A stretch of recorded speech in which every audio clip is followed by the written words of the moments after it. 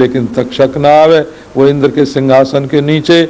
जन्मेजय के कहने से ब्राह्मणों ने इंद्र सहित तक्षक को यज्ञाग्नि में गिरने के लिए जब मंत्र पढ़ना प्रारंभ किया, तब नारायण बृहस्पति ने आकर के और कह दिया कि नहीं, वो तो यज्ञाराध्य है, उसका वध नहीं होना चाहिए। फिर जन्मेजय मान गए और इनका फिर वंश चला हो कई पीढ़ी तक। आगे वर्णन है कि ये सारी कथा जो है ये वेदों के प्रमाण से ही है, इसलिए प्रजापति के मुख से कैसे ओंकार की ध्वनि होती है और उससे वेद कैसे निकलते हैं और उनकी शाखा प्रशाखा का विस्तार कैसे होता है नारायण। और एक नारायण एक बार तो ऐसा हुआ कि महात्मा से नारायण कोई गो हत्या हो गई तो उन्होंने अपने शिष्यों से कहा कि तुम लोग बांट करके इसको करो।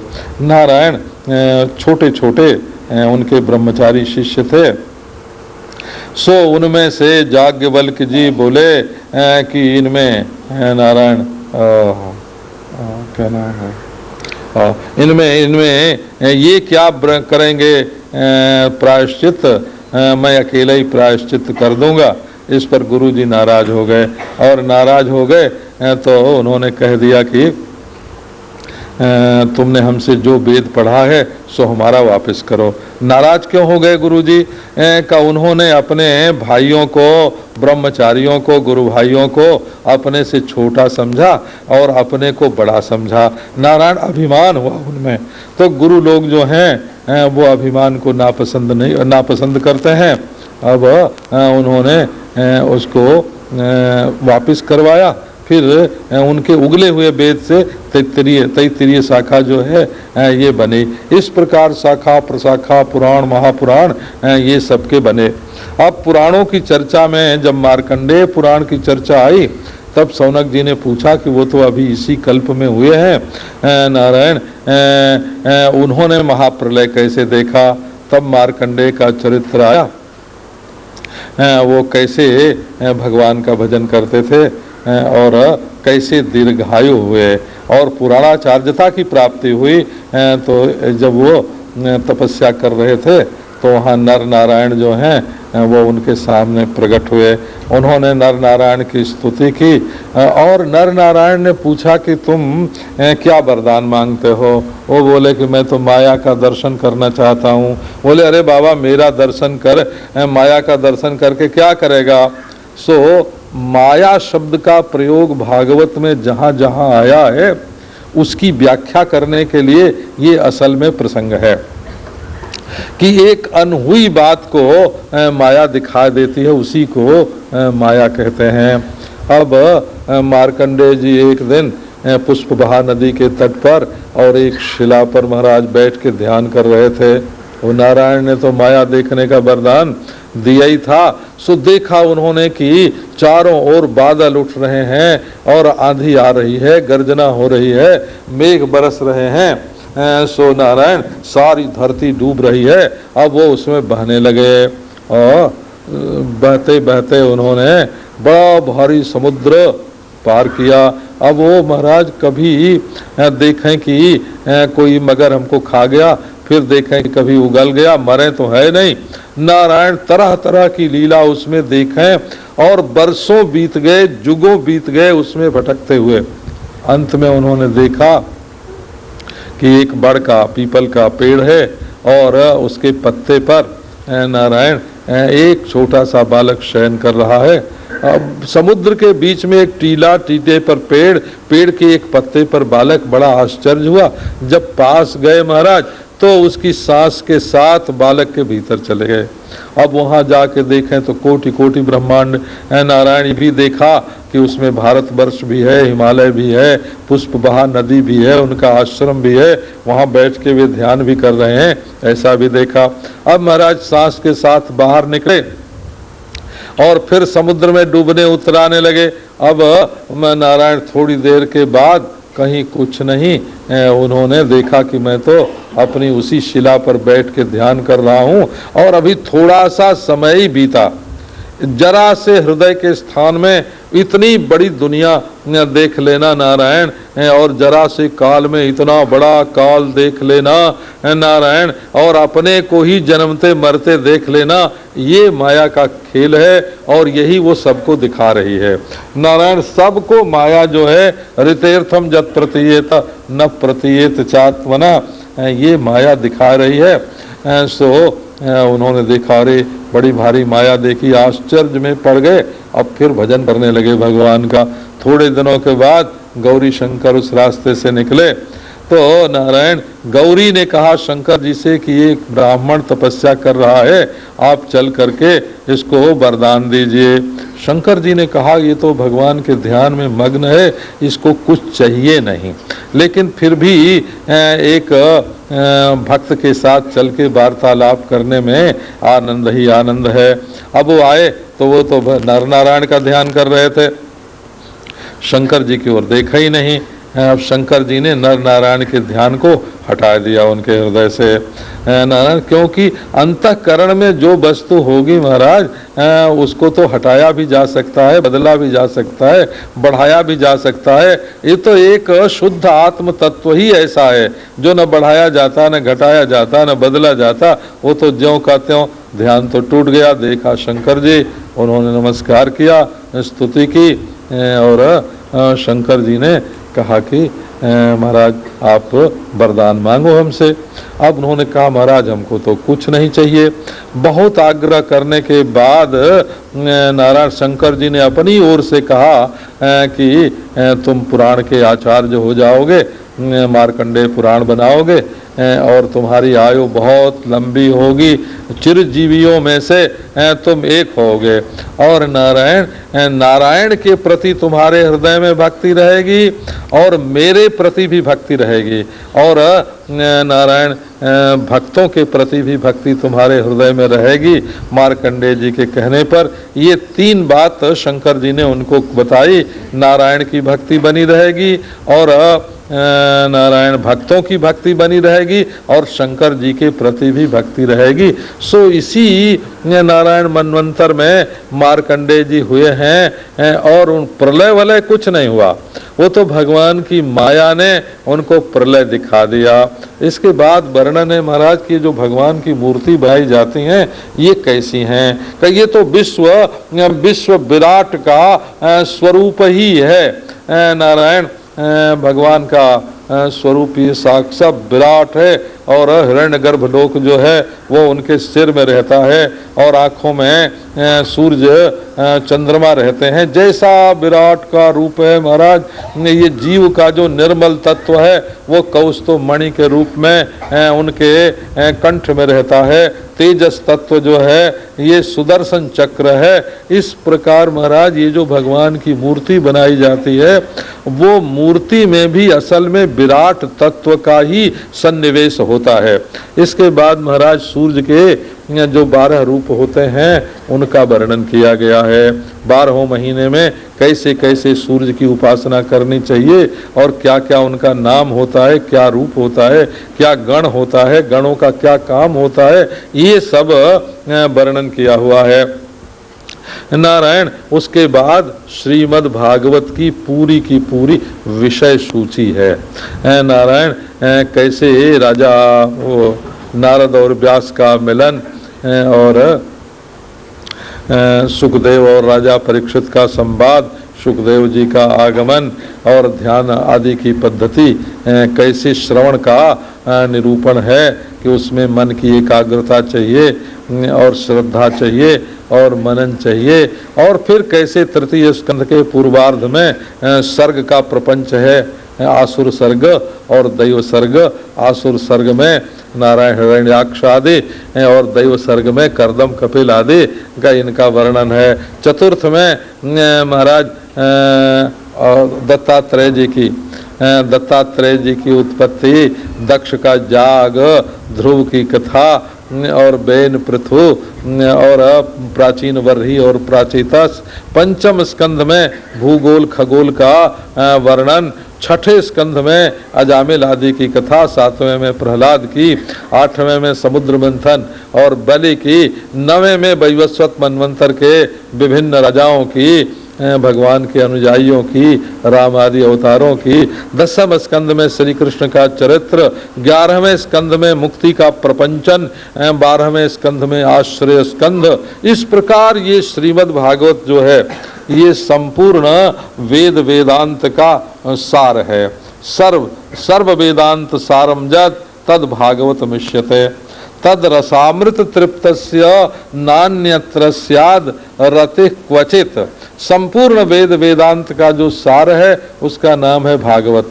इसके रसामृत में जिसको स्वाद आ जाता है उसको फिर कहीं दूसरी कोई चीज अच्छी ही नहीं लगती है। यही भागवत का दोष है कि जो कुछ पाना चाहिए तुम्हें, अर्थ धर्म काम मोक्ष, सब इससे प्राप्त कर लो। नारायण सूत जी ने सौनकादि ऋषियों को बताया कि देखो सौनक जी, ये श्रीमद् भागवत जो है ये सर्व वेदांत सारम यद ब्रह्मात्मैकत्व लक्षणम वस्त्वद्वितीयम तन्निष्ठम कैवल्यैक प्रयोजनम। संपूर्ण वेदांतों का सार क्या है? सार माने जैसे दूध पर मलाई होती है ना, मलाई, वो है दूध का सार। दूध का सार क्या? मलाई, साढ़ी, साढ़ी जिसको बोलते हैं सार। हाँ, ये सर है, सार है, सर है, सार है, साढ़ी है, सार है। नारायण, सार सार है, हृदय का क्या हृदय है? का अद्वितीय वस्तु, वस्तु की अद्वितीयता ही इसका सार है कि ये भेदभाव जो है मिथ्या है और सच्ची जो चीज है वो अद्वितीय है।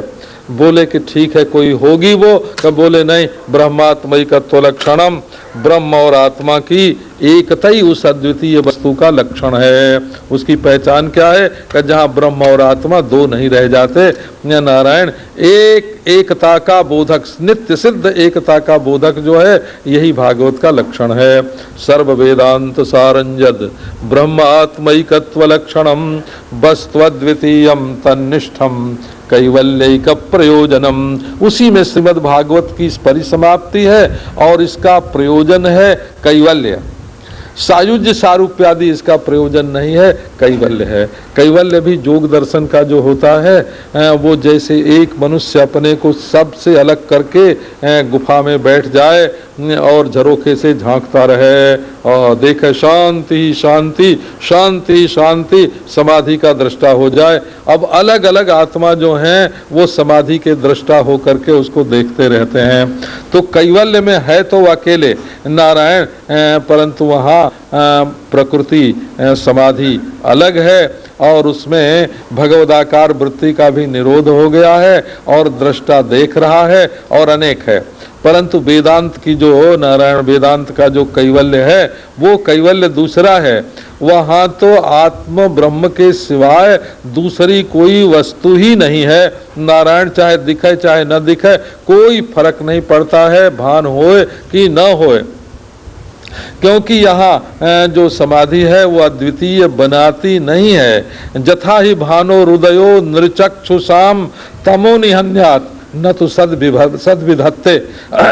केवल अंधकार रूप अज्ञान को ही ब्रह्माकार वृत्ति दूर करती है, ब्रह्म का या एकता का निर्माण नहीं करती है। ऐसे कैवल्य का वर्णन श्रीमद् भागवत में है। कैवल्य जो निमभयम ध्यायेदजश्रम हरिम सुनारायण। इसी में जम ब्रह्मा वरुणेन्द्र रुद्र मरुतः स्तुन्वन्ति दिव्यैस्तवैः 4 लाख पुराणों की संख्या है और ब्रह्मा आदि देवता उन्हीं का स्मरण करते हैं। असल में भगवान की भक्ति के बिना नैष्कर्म का जो जीवन है वो भी शुष्क होता है। और वाणी में चाहे जितना भी काव्य हो, यदि उसमें भगवान का वर्णन नहीं है तो वो वाणी जो है वो रूखी सूखी होती है, नारायण व्यर्थ होती है। नारायण ऐसी वाणी का सेवन तो कौवे के समान जो लोग हैं वो करते हैं। और जो हंस हैं वो तो जहाँ भगवत गुणानुवाद होता है वहीं हंस परमहंस जो हैं वो उसी का सेवन करते हैं। इस प्रकार श्रीमद् भागवत का वर्णन करके बताया कि ये जो श्रीमद् भागवत है ये नारायण ने बड़ी करुणा करके ब्रह्मा को बताया और ब्रह्मा ने बड़ी करुणा करके नारद को बताया और नारद ने बड़ी करुणा करके व्यास को बताया और व्यास ने बड़ी करुणा करके सुखदेव को बताया और सुखदेव ने बड़ी करुणा करके परीक्षित को बताया। असल में ये भगवान की करुणा का जो प्रवाह है ये श्रीमद् भागवत के रूप में प्रवाहित हो रहा है।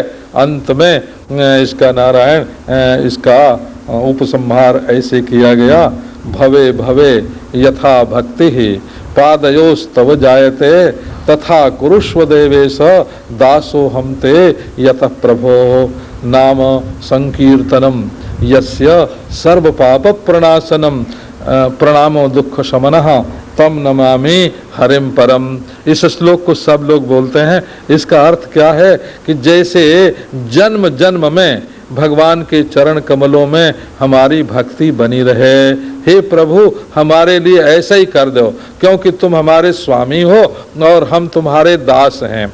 आपको यदि कोई प्रणाम करे नारायण, आपके नाम का संकीर्तन करे तो सारे पाप नष्ट हो जाते हैं और आपको प्रणाम करे तो सारे दुख शांत हो जाते हैं। इस श्लोक को सब श्रोता बोलते हैं। भवे भवे यथा भक्ति पादयोस्तव जायते तथा कुरुष्व देवेश नाथस्त्वं नो यतः प्रभो दासो हम ते यतः प्रभो नाम संकीर्तनम यस्य सर्व पाप प्रणाशनम प्रणामो दुख शमनः तम नमामि हरिम परम। भवे भवे यथा भक्ति पादयोस्तव जायते तथा कुरुष्व देवेश नाथस्त्वं नो यतः प्रभो नाम संकीर्तनम यस्य सर्व पाप प्रणाशनम प्रणामो दुख शमनः तम नमामि हरिम परम। संकीर्तन बोलो। श्रीमन्नारायण नारायण नारायण। अभी क्या समय है? बस आरती हम फिर लग जनता करें। श्रीमन्नारायण नारायण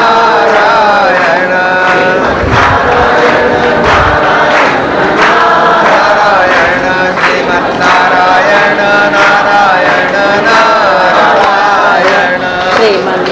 नारायण नारायण श्रीमन्नारायण नारायण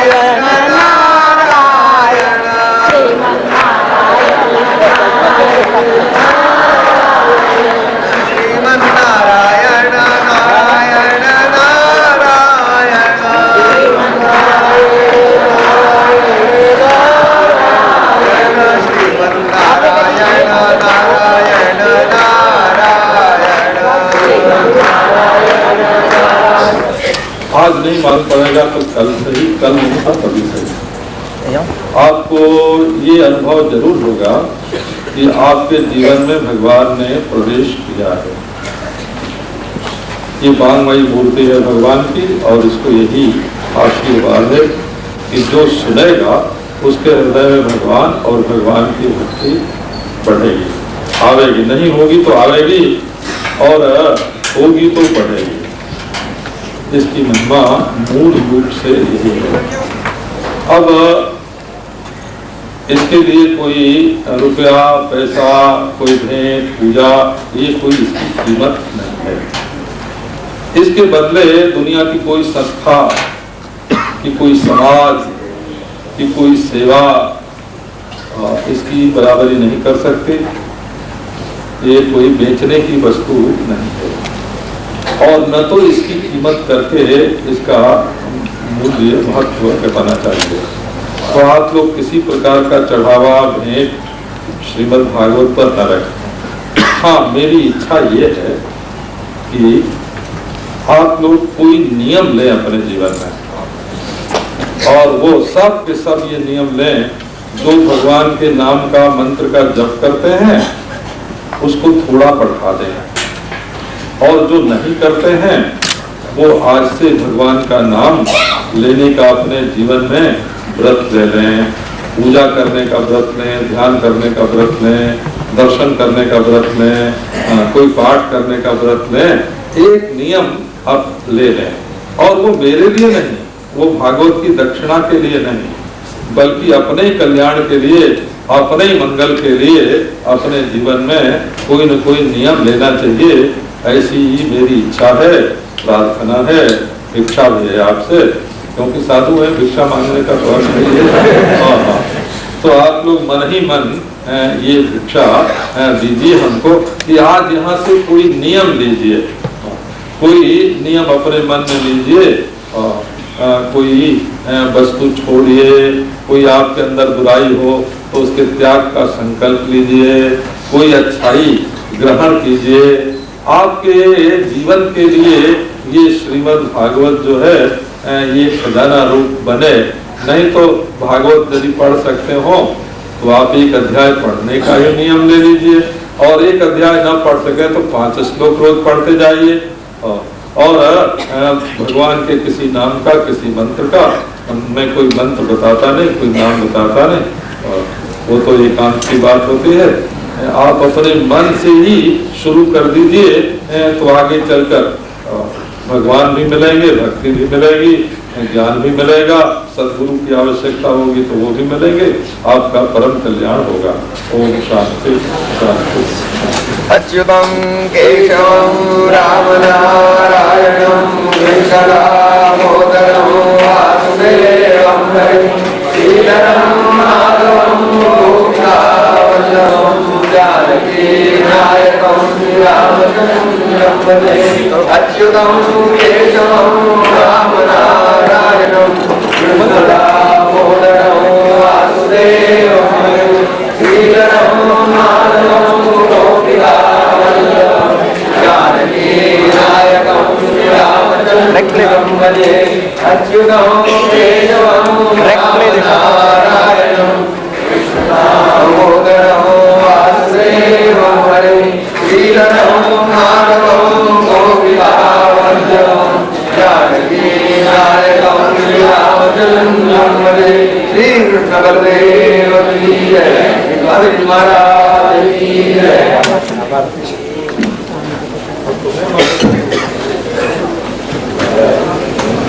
लाइट बहुत very badly lot of shadow.